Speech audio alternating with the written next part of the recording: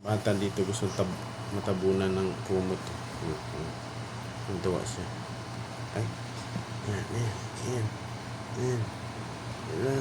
Gusto yan. Ang kumot yan. Hala.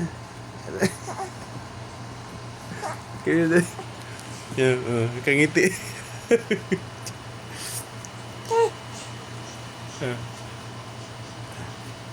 Babash ka ng netizen. Hindi naman yan natabunan na walang kabantay. Ano? Parang peekaboo. Yun, duwa siya, Kasi yung feeling kasi na nasa mukha mo yung kumot eh. Kaya mo sarap. Ano bang inaabot ng dila niya yan? Didilaan niya nga yan. Kaya nga delikado to sila pag tulog na tulog ka, tapos may kumot sa paligid. Kasi the more na... sorry po.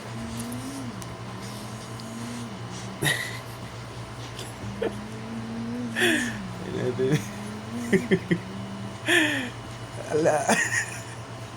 Ang weird dito natin to. Bantayan lang natin to.